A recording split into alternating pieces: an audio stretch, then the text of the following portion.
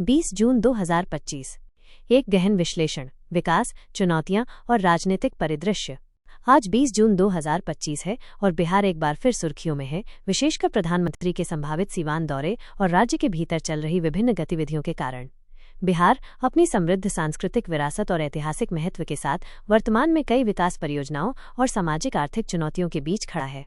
आज प्रधानमंत्री का संभावित सीवान दौरा और इसके निहितार्थ। जैसा कि पहले बताया गया है, प्रधानमंत्री का बिहार के सीवान जिले का दौरा प्रस्तावित है।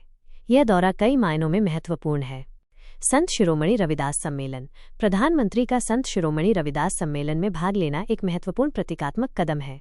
यह सामाजिक समरसता और हाशिए पर पड़े समुदायों के उत्थान के प्रति सरकार की प्रतिबद्धता को दर्शाता है। संत रविदास अपने मानवीय दर्शन और सामाजिक समानता के संदेश के लिए जाने जाते हैं और उनके नाम पर आयोजित यह सम्मेलन दलित समुदाय और अन्य पिछड़े वर्गों के बीच एक सकारात्मक संदेश भेज सकता है। राजनीतिक विश्लेषकों का मानना है कि यह आगामी चुनावों से पहले एक महत्वपूर्ण सामाजिक आउटरीच का हिस्सा हो सकता है। गोरखपुर पटना वंदे भारत ट्रेन को हरी झंडी। वंदे भारत ट्रेन का विस्तार बिहार के लिए एक महत्वपूर्ण कनेक्टिविटी बढ़ावा है। यह न केवल यात्रा के समय को कम करेगा, बल्कि क्षेत्र में आर्थिक गतिविधियों को भी बढ़ावा देगा। गोरखपुर पटना मार्ग पर इस ट्रेन का संचालन बिहार को उत्तर प्रदेश और देश के अन्य हिस्सों से और बेहतर तरीके से जोड़ेगा, जिससे व्यापार, पर्यटन और लोगों की आवाजाही में सुविधा होगी। यह केंद्र सरकार की बुनियादी ढांचा विकास की प्रतिबद्धता का भी प्रतीक है, जिसका सीधा लाभ बिहार को मिलेगा। विकास परियोजनाओं की घोषणाएं। ऐसे दौरों के दौरान अक्सर नई विकास परियोजनाओं की घोषणाएं भी की जाती हैं। यह संभव है कि प्रधानमंत्री इस अवसर पर सीवान और आसपास के क्षेत्रों के लिए कुछ नई योजनाओं या परियोजनाओं का अनावरण करें, जो स्थानीय अर्थव्यवस्था और रोजगार सृजन को गति प्रदान करेंगी। 2. बिहार में मानसून और कृषि पर प्रभाव।